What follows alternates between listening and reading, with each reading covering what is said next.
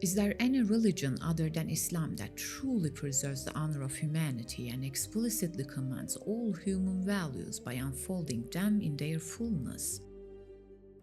Thus, those who show enmity toward Allah and toward those who love Him because they are also hostile to the reality of humanity that Allah has granted them can never truly accept the human being in his true essence, nor the honor and dignity of humanity. Turning toward the feelings of their carnal self and Satan through the most superstitious ideas and baseless theories, they betray even their own humanity and set themselves in enmity against Allah. And due to this enmity toward Allah, they also show a strong hostility toward the acts of worship that draw the human being closer to Him subhanahu wa ta'ala. For example, they oppose the ritual sacrifice with vile slanders and despicable pretexts and portray this act of worship as barbarity. Yet while countless animals are slaughtered every day across the earth, while millions of turkeys are slaughtered during New Year celebrations, and while many creatures such as crabs, grasshoppers, and insects are cooked alive, these despicable people remain silent. But when it comes to the sacrificial animals slaughtered in the name of Allah and distributed to the poor, they immediately begin to cry barbarity. Not only do they share nothing of their own with the poor, they also oppose what is shared with them. And then they speak of humanity.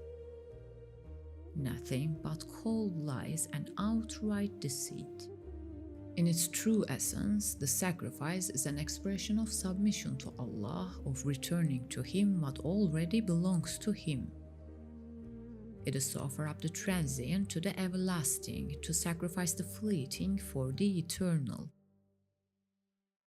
The sacrifice also represents the possessions of this world, signifying that all beings, foremost the human being himself, and thus all that is owned, are surrendered to their true owner Allah, Al-Malikul Mulk, the owner of all dominion, and that everything is offered up to Him through that sacrifice.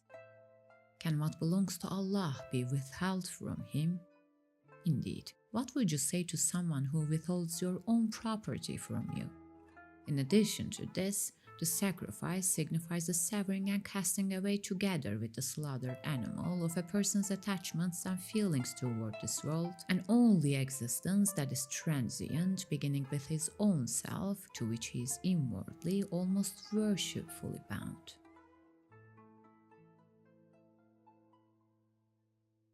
For everything besides Allah is transient.